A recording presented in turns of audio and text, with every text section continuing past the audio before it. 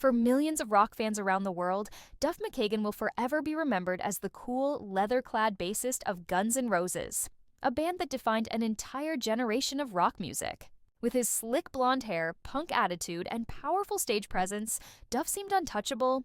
But behind that confident image was a man slowly falling apart, trapped in a lifestyle that almost ended his life. The truth about what really happened to Duff McKagan is a story of near tragedy, personal rebirth, and one of the most inspiring comebacks in rock history. In the late 1980s, Guns N' Roses was on top of the world.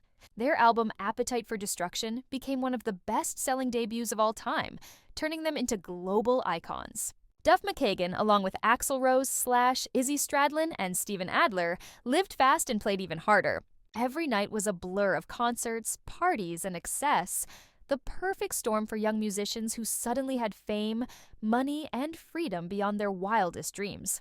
But fame came with a price. Duff soon found himself drinking heavily just to deal with the chaos around him.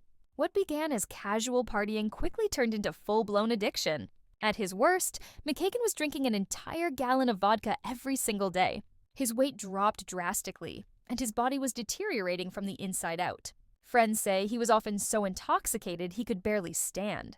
The turning point came in May 1994 when Duff's pancreas suddenly burst due to severe inflammation caused by alcohol abuse.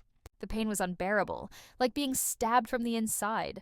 Doctors rushed him to the hospital and told him bluntly that if he ever drank again, he would not survive. In that moment, Duff faced the brutal truth. His rock and roll dream had nearly killed him. But instead of giving up, Duff chose to fight back. While recovering at home in Seattle, he began a long journey towards sobriety.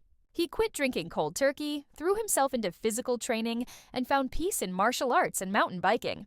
He later said, "I had to rebuild everything: my body, my mind, my soul." Surprisingly, Duff also turned to education as part of his healing process. He enrolled at Seattle University to study business and finance, determined never to let his wealth and life spiral out of control again. This move shocked fans, but it gave him purpose and discipline. He even began writing columns about his life lessons, which later led to his best-selling autobiography, It's So Easy, and Other Lies. In the years that followed, Duff worked on several successful side projects, including Velvet Revolver and Loaded.